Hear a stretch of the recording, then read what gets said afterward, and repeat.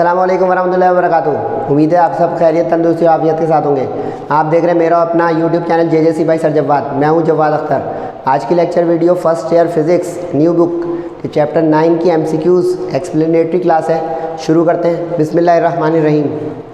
New book के chapter 9 का नाम है कैपेसिटर्स। 10 MCQs हैं। अपने साथ काइंडली रजिस्टर और एक कैलकुलेटर और पेन रख लें ताकि आपको ये लेक्चर अच्छा लगे और समझने में भी आसानी हो। पहली MCQs में कह रहा है the capacitance of a capacitor is not influenced by. Capacitor जो है उसके कैपेसिटेंस का दारोमदार नहीं होता इस पर। तो एक चीज़ बता दूं, आपका ही फ़ायदा।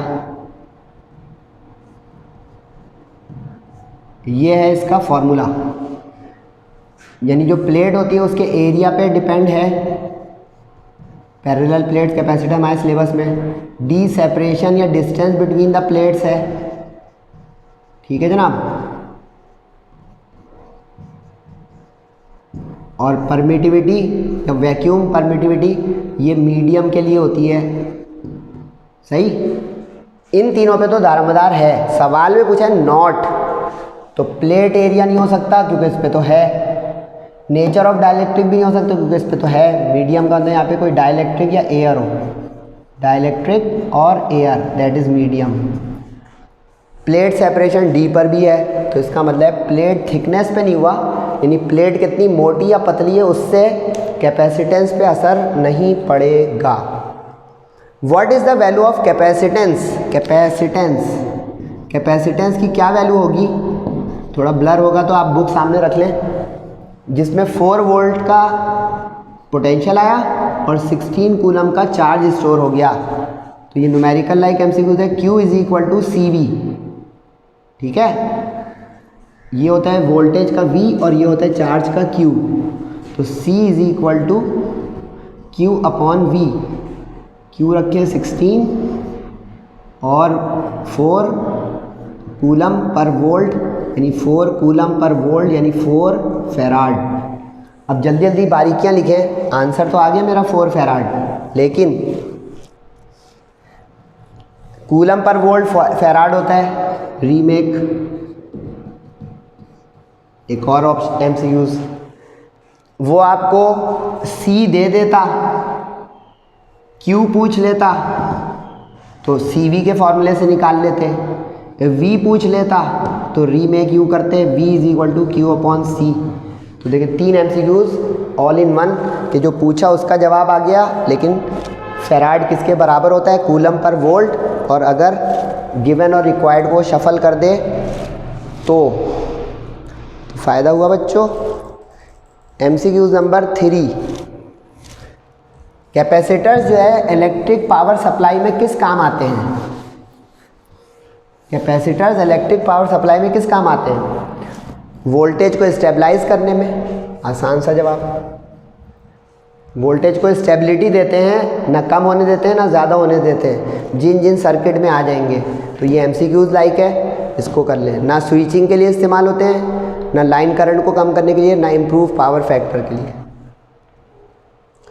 इन अ वेरिएबल कैपेसिटर, ये काइंड होती है कैपेसिटर की वेरिएबल कैपेसिटर, जिसके अंदर रियो स्टेट होता है, उसकी वैल्यू हम बदलते हैं तो कैपेसिटेंस बदलती है। जैसे हमारे जो फ़ैन के डिमर होते हैं उसमें वेरिएबल कैपेसिटर होता है कि जब हम घुमाते हैं तो पंखा तेज़ हल्का हो जाता है ना। इसका तरीका क्या होगा? हम जो उसके अंदर प्लेट्स हैं रोटेटेबल, उसको इन या आउट कर दें, यानी बाहर और अंदर की तरफ घुमाएं। तो इसका ऑप्शन ढूंढें, टर्निंग द रोटेटेबल प्लेट्स इन और आउट। प्लेट्स के चेंज करने से कुछ नहीं होगा, वो तो जो है भाई कैपेसिटर ही बदल जाएगा। मटेरियल ऑफ प्लेट बदलने से क्या होगा? उसके तो चार्ज स्टोरेज की कैपेबिलिटी बदलेगी। सही है। स्लाइडिंग द रोटेबल, आगे पीछे करने से तो काइंड ऑफ कैपेसिटर बदल जाएगी। Energy stored in capacitor is, formula है ये, हाफ CV स्क्वायर। ये इसका होता है फॉर्मूला। थ्योरी में आया था ये, फिर भी आप देख लें, लेकिन इसके रीमेक लिखें। यही होता है हाफ। अच्छा, इसको U से भी लिखते हैं एनर्जी को, हाफ QV भी होता है। सही है। Half Q square upon V भी होता है, और क्यू स्क्वायर अपॉन सी, और ये सब कहाँ से आता है, इससे Q is equal to C V से जो अभी एक न्यूमेरिकल कराया था। तो अब ये तीनों की ज़रूरत पड़ सकती है। देखिए इसमें देख रहे हैं बाकी कोई ऑप्शन नहीं है, वरना बोथ ऑफ दीज भी आ सकता था। जैसे ये वाला भी होता तो बोथ ऑफ दीज या बोथ ए एंड बी, ये वाला भी होता तो लिखते ऑल ऑफ दीज। देख रहे हैं भाई फ़ायदा। शाबाश हो गई जो मेरे साथ है माशाल्लाह से। MCQs नंबर 6, 5 हो गई, 5 रह गई, हिम्मत कर ले मेरे साथ।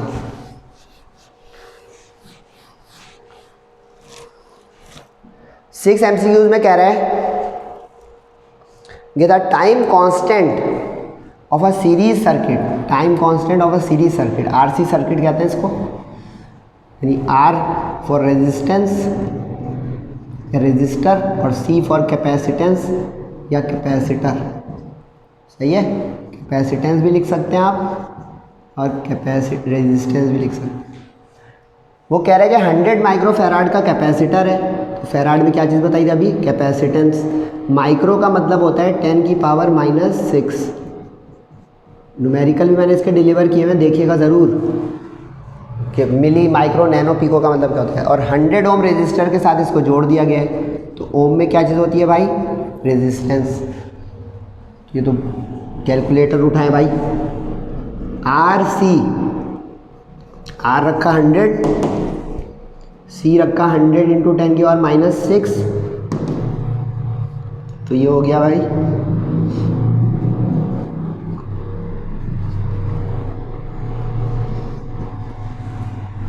कैलकुलेटर चलाएं।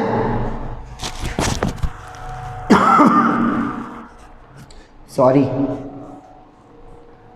तो इसका ऑप्शन आ गया C।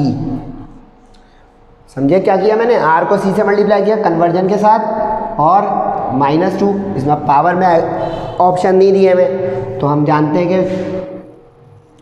जो डेसिमल 2 लेफ्ट पे हैं तो 10 की पावर माइनस बन जाती है। ओके हो गया। The charging of a capacitor through a resistance follows exponential law. Sir आपको ये सब कैसे पता चल जाता है? तो भाई आप लोग भी पढ़ो माशाल्लाह, आपको भी पता है, जो बता रहा हूँ ये आपको भी पता है कहीं। हाँ ये देख लें, ये चार्जिंग ऑफ कैपेसिटर का फॉर्मूला है, चार्जिंग ऑफ कैपेसिटर। अब अगर ये आपको भी याद होगा तो आपको भी सर की तरह पता होगा, क्योंकि अब देखिए ये जो हिस्सा आया ना ये एक्सपोनेंशियल है। ई जिस भी फॉर्मूले में आ जाएगा, मैथ्स में या फिजिक्स में या केमिस्ट्री में, उसका मतलब हो जाएगा एक्सपोनेंशियल। एक्सपोनेंशियल ये होता है कि जिसमें कोई चीज़ इंक्रीज तो हो रही हो लेकिन एक्सपोनेंशियली, लीनियरली ये होती है। लीनियर में स्ट्रेट लाइन आती है, एक्सपोनेंशियल में ये होता है। आसान लफ्ज़ों में जिस भी फॉर्मूले में ई आ जाएगा वो एक्सपोनेंशियल ग्राफ या एक्सपोनेंशियल कर्व बनाएगा। सही है जनाब। 3 MCQs रह गई, तीनों को एक साथ ले आऊँ एक जगह पे। 8 में कह रहे हैं व्हेन द टोटल चार्ज। अच्छा पिछली MCQs की एक बात मुझे याद आ गई, पिछली MCQs के साथ लिख लें। ये तो मैंने चार्जिंग बताया ना, डिसचार्जिंग का भी फॉर्मूला होता है, डिसचार्जिंग का formula.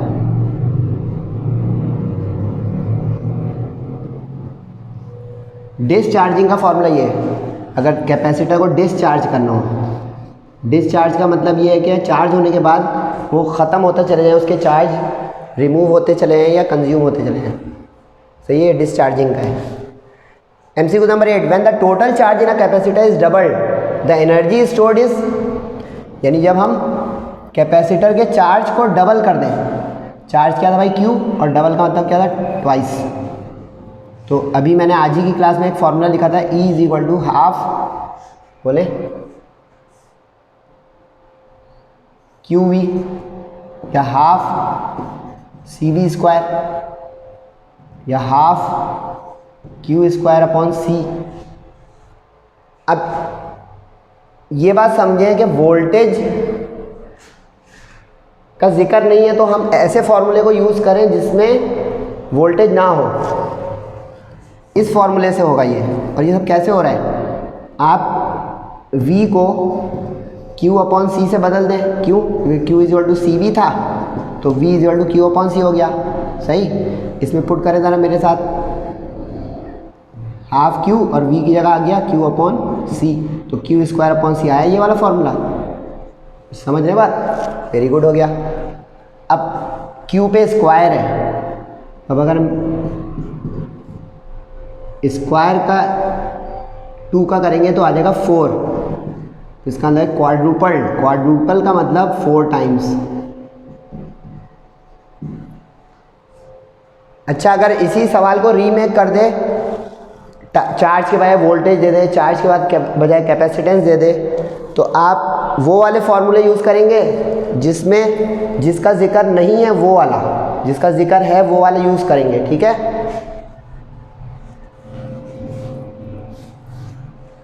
The capacitance C is charge through a resistor, ये तो अभी कर चुके हैं, दोबारा से करें हम। ये ले भाई आरसी, जिस कैपेसिटर को चार्ज करते हैं वो आरसी सर्किट या आरसी रेशो से जो है वो चार्ज होता है, तो इसको टाइम कांस्टेंट रेशो कहते हैं, टाइम कांस्टेंट फैक्टर। जाके इस चैप्टर का न्यूमेरिकल लेक्चर भी मेरा देखें, उसमें मैंने इसके न्यूमेरिकल भी करवाए हुए हैं चार्जिंग के। कैपेसिटर ब्लॉक्स, लास्ट, उसके बाद छुट्टी होने जा रही है। कैपेसिटर ब्लॉक्स यानी कैपेसिटर रोक देता है, रुकावट डाल देता है किसमें? डायरेक्ट करंट को, डीसी। वजह भी समझने फिर जाइएगा भाई, आप सिर्फ आंसर लिख लेंगे तो ये तो आंसर की तो आपको कोई भी दे देगा, बुक के एंड में भी हो सकती है, गाइड बुक या रेफरेंस बुक में भी हो सकती है, कोई ऐसी छपवा दे।